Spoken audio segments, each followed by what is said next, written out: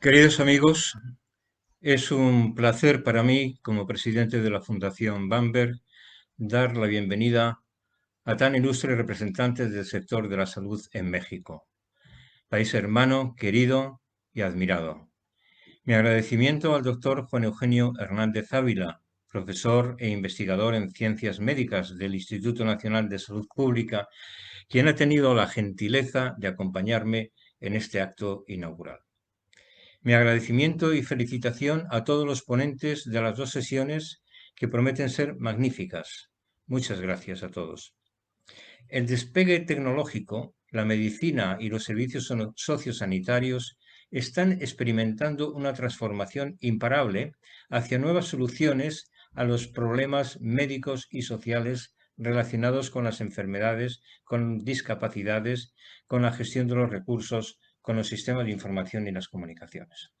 Tanto en México como en España, la digitalización de la salud es un reto a alcanzar.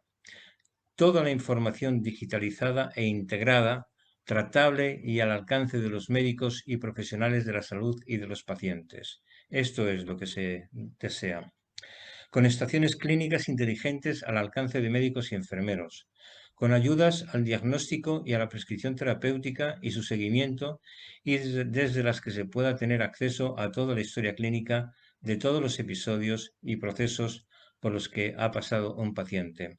Y con el Internet de las cosas, es decir, que todos los sistemas, que tanto sensores como cualquier otro tipo de dispositivo estén conectados también y sean de ayuda.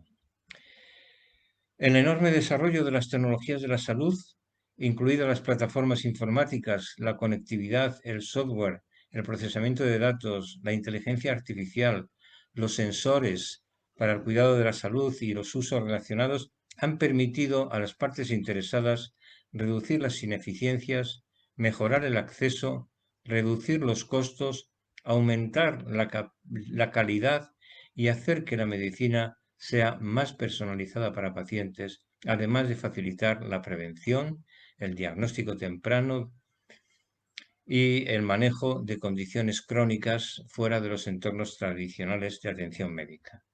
Estamos hablando de la hospitalización a domicilio o el control de crónicos a domicilio, etc.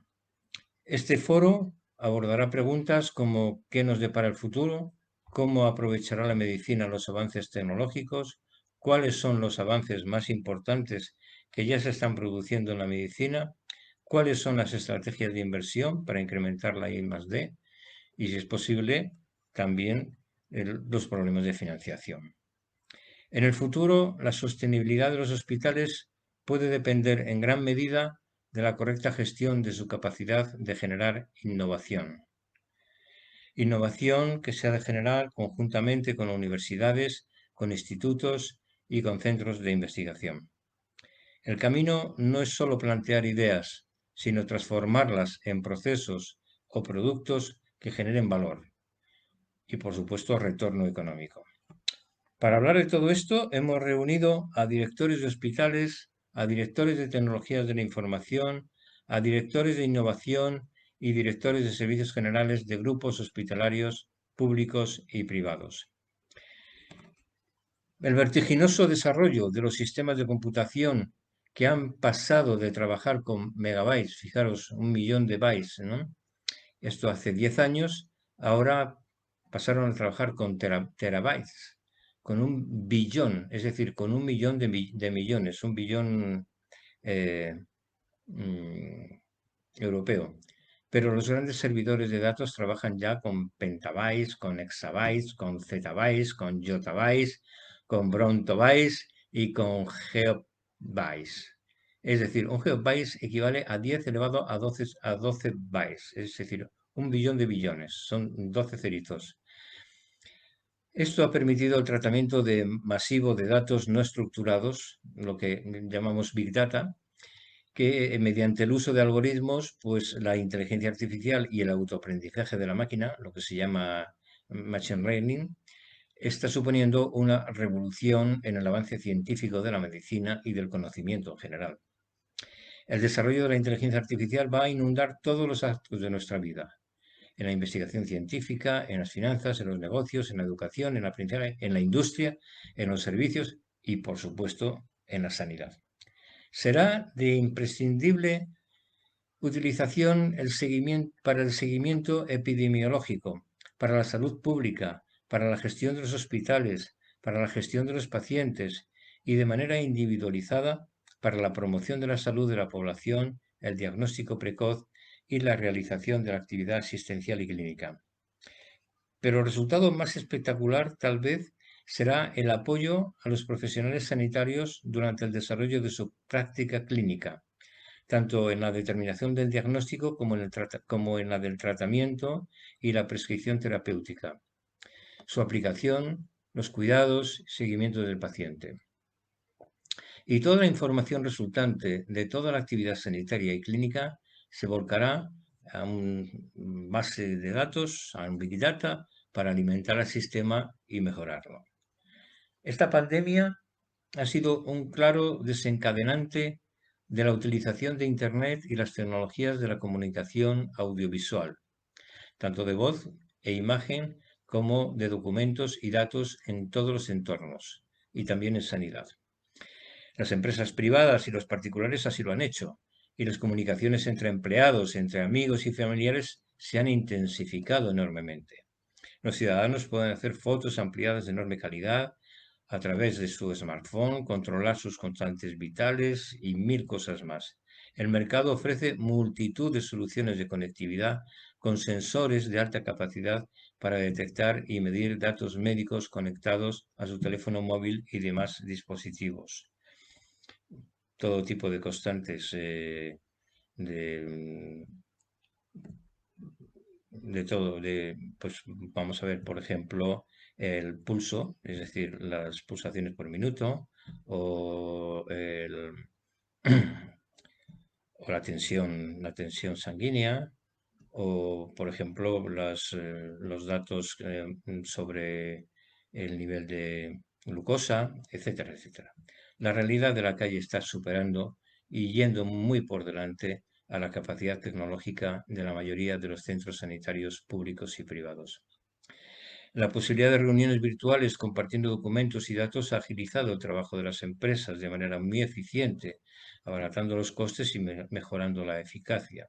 La burocracia se ha simplificado, pero la sanidad de gestión pública ha sufrido, evidentemente que es la que más se puede beneficiar también de resolver multitud de temas burocráticos a través de videoconsulta, y luego la propia videoconsulta hay muchísimas consultas que no es necesario la presencial, ¿no? E incluso se puede ir a la presencial ya con información que se ha ido recopilando para ofrecérsela al médico, ¿no? Pero como decía, la sanidad ha sufrido una escasez de recursos informáticos y de comunicaciones, incluso de capacidades de líneas telefónicas, etcétera, ¿no? Y esto no ha permitido, al menos en España, el uso intensivo y extensivo de la tecnología. No solo se colapsaban los recursos sanitarios, sino también los informáticos y las comunicaciones, degradando la atención a los pacientes y perjudicando la labor de los profesionales, que ha creado una situación de conflicto entre pacientes y profesionales, pacientes que no podían contactar fácilmente con los médicos y médicos que tampoco podían contactar fácilmente con los pacientes. Un acto como el de hoy, si no fuera por la pandemia, seguramente lo habríamos hecho de manera presencial. Imagínense todos los problemas de desplazamiento de diferentes puntos geográficos de México, etcétera, ¿no? Nos están viendo además de muchos otros países. La pernoctación en muchos casos, el tiempo perdido en los viajes, los hoteles, los gastos de manutención, todo eso nos lo hemos ahorrado y precisamente por eso es posible celebrar un evento con tan alta calidad de ponentes procedentes de todo México. Esta es una gran lección que hemos aprendido y el uso de esta tecnología permanecerá tras la pandemia. Hoy vamos a escuchar de primera mano la experiencia y los deseos de profesionales sanitarios que lideran la innovación en sus hospitales y también a los responsables de innovación de tecnologías de la información de diferentes estados y ciudades que nos van a hablar sobre los esfuerzos realizados, sus logros y sus retos para el futuro y este presente, ¿no? Y condicionado por la pandemia todavía. Yo creo que este contexto de pandemia es algo que no debemos de olvidar nunca, aunque podamos superar esta concretamente, porque vamos a vivir en una situación de riesgo pandémico de manera permanente. Oiremos a todos con suma atención y al finalizar trataremos de presentar un resumen de conclusiones, unas conclusiones que presentará el presidente del Consejo Asesor de la Fundación, que es Mario Mingo. Es doctor y ha sido durante muchas legislaturas diputado portavoz de Sanidad en el Congreso de los Diputados en Madrid. Y para felicitar, quiero dar las gracias a nuestros colaboradores, a Sisa y Rivera Salud, y nuestro agradecimiento a Bayer, a Dedalus, Roche, a IQ-Medical, Diagnosticare o Diagnosticare, Vita Sanitas, Lodox, el Hospital, JIC y Tutempo, que es Doctoralia. Gracias a todos por el patrocinio de este evento, que además la mayoría de ellos van a participar en los diferentes paneles durante el desarrollo del mismo. Y nada más, muchísimas gracias a todos otra vez, y voy a dar la palabra ya al doctor Juan Eugenio Hernández Ávila.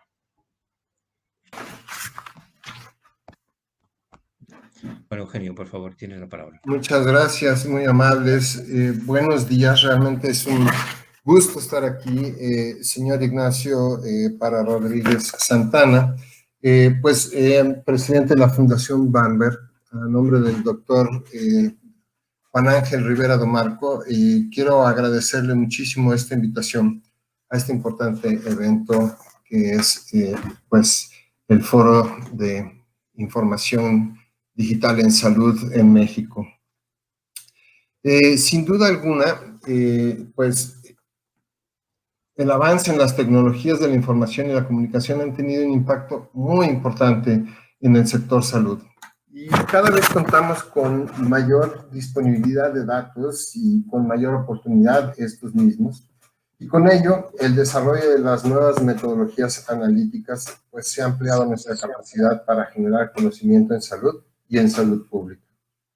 El desarrollo de aplicaciones que utilizan los dispositivos móviles para el monitoreo de la salud ha permitido nuevas vías de acceso al cuidado de la salud. El expediente clínico electrónico también es una herramienta muy importante para mejorar la calidad de los servicios en todos los niveles del sector salud. Sobre todo cuando esta herramienta se utiliza en conjunto con los elementos de inteligencia artificial que puedan proveer información relevante a los trabajadores de salud en el momento de la atención. No obstante, como ya mencionó usted, la emergencia epidemiológica causada por la pandemia de COVID-19 puso de manifiesto importantes deficiencias en los sistemas de información en salud, además de las dificultades para detectar los casos y los asintomáticos. Ha sido difícil dar seguimiento a los pacientes graves, incluso a las defunciones, y se tiene la idea de que existe un subregistro importante en el conteo de las muertes causadas por el virus en diversos países. El mapeo de casos y el seguimiento de contactos ha sido muy difícil o imposible. Esto pese a que existen tecnologías como los dispositivos móviles para dar seguimiento. De hecho, solo algunos países lograron dar un cabal seguimiento de contactos. En México, el seguimiento de casos fue muy poco exitoso y, de hecho, solo algunos países lo lograron. El conteo de las defunciones, sin embargo, ha sido llevado a cabo por un grupo interinstitucional para la estimación del exceso de la mortalidad y creo, en lo personal, que ha sido exitoso en contar sin subregistro las defunciones. Y esto a base de un procedimiento que se implementó para acceder a la base de datos del registro civil y extraer semanalmente las defunciones para contabilizar con mayor oportunidad el impacto de COVID-19 en la población mexicana. Esto se tuvo que hacer porque no existe un sistema en línea y en tiempo real que permita la captación de los certificados al momento de su expedición. Yo creo que es necesario preguntarnos cómo debemos proseguir para lograr la digitalización de la salud, qué necesitamos para alcanzarlo y cómo lograr que esto sea un bien público. Creo que hay diversos tópicos que deberían ser tratados y para contestar estas preguntas que estoy seguro que los expertos hablarán. Pero en principio, lograr una conectividad universal en el sector salud sería una prioridad nacional. Yo creo que habría que ver las posibilidades de involucrar al sector privado para que esto sea una realidad en toda la población y que pudiera hacer uso del Internet gratuito para las aplicaciones dedicadas al monitoreo y el cuidado de la salud. Esto, por supuesto, debería estar basado en sistemas de información sustentables e interoperables que permitan compartir los datos necesarios entre dispositivos, aplicaciones y sistemas de expedientes clínicos electrónicos que faciliten el uso de la información colectada, ya sea en los puntos de servicio o para el análisis estadístico de información en salud y la generación de políticas públicas.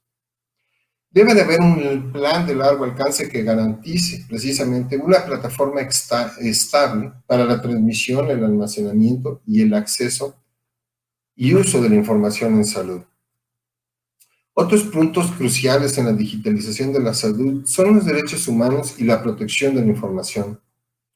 Es fundamental garantizar que la información en salud colectada, ya sea en los puntos de servicio o a través de dispositivos móviles o aplicaciones, será utilizada solamente para el beneficio de los pacientes y para el análisis estadístico que permita el desarrollo de políticas en beneficio de la población. Creo que es fundamental que para las personas tengan la confianza y puedan proporcionar sus datos personales y de salud a través de los diferentes medios existentes. Un ejemplo de esto serían las aplicaciones móviles desarrolladas para dar seguimiento a casos y contactos de COVID-19. Las aplicaciones requieren recabar información sobre la ubicación de las personas a través de los dispositivos móviles, pero esto generó un poco de desconfianza y no fueron ampliamente utilizadas, y creo que necesitamos infundir en el público este sentimiento, esta certeza, más bien dicho, de que los datos serán utilizados solamente para el beneficio de los pacientes y de la población. Estoy seguro que los panelistas, expertos todos ellos en los temas, se discutirán ampliamente y que este foro será de gran utilidad para mejorar nuestro entendimiento sobre la transformación digital de los servicios de salud y sobre los retos que implica en el desarrollo la digitalización de la salud. Yo tenía esta pequeña presentación sobre la estimación del exceso de mortalidad en México como un ejemplo de lo que se hizo para subsanar algunas de las deficiencias que hay en el sector. Es una presentación que hago a nombre de pues, todas las instituciones que aquí se ven reflejadas y que han participado en este proceso. En México, y como podrán ustedes ver en este diagrama, el sistema para la recolección de los certificados de defunción es muy complicado, pero el sistema tiene todo su origen en la defunción y en la expedición de un sistema de copias en papel de certificados de defunción que viajan por 3 caminos diferentes, para llegar a 3 instituciones. La Secretaría de Salud, por un lado, el INEGI, por el otro lado, y la Base Nacional del Registro Civil de RENAPO. Estas 3 copias viajan por diferentes medios, pero el punto más inmediato en donde se capta electrónicamente la información del certificado es en el registro civil. Es aquí donde nosotros nos incorporamos para extraer semanalmente la información de esta base de datos y poder entonces tener información oportuna sobre las defunciones. Aquí presentamos información al 5 de abril, la base de datos del registro civil, que es administrada por el Registro Nacional de Población en las 32 entidades, y la base de datos de las defunciones generales por fecha de ocurrencia entre 2015 y 2019, que se da por el INEGI, y también la base de datos del Sistema de Vigilancia Epidemiológica de las Enfermedades Respiratorias, el CISBER.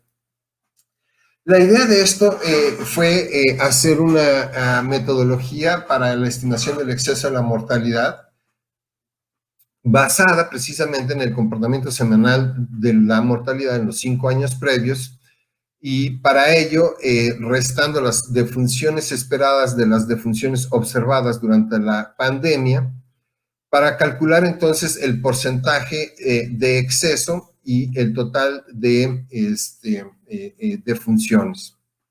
Con ello generamos una serie de tableros de control que en principio nos permiten evaluar la calidad de la información, y si vemos un poquito de subregistro en esta línea azul, que es la base de datos del registro civil, en comparación con los datos del INEGI.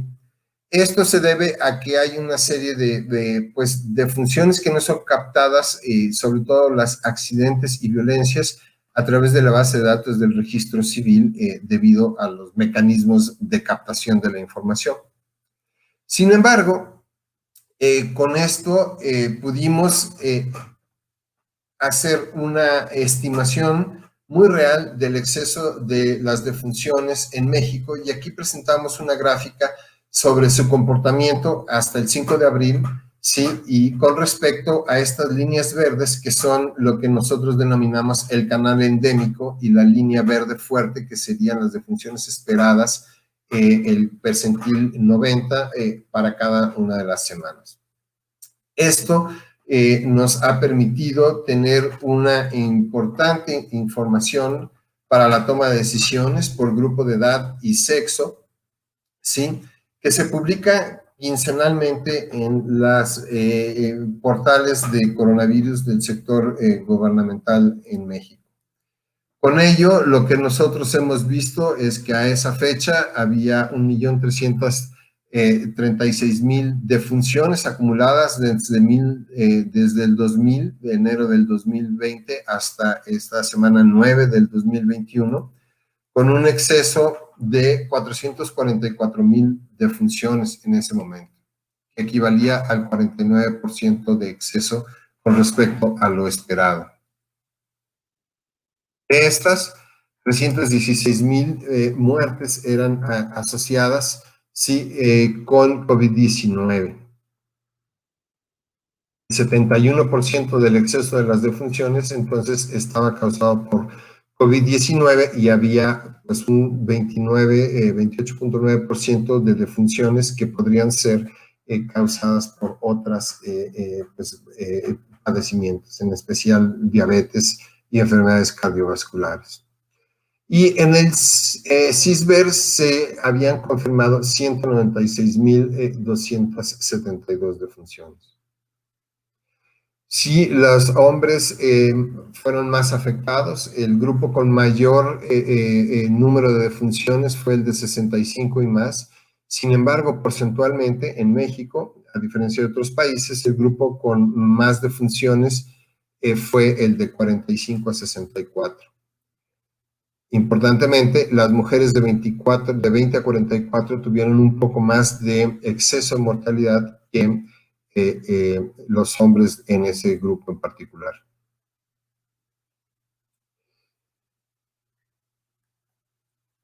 Así es como se ve ahora el gráfico. Esta línea verde representa las defunciones esperadas. Hay un exceso de defunciones que posiblemente no son causadas por COVID y que se deben, como les decía, a la diabetes o a las enfermedades cardiovasculares.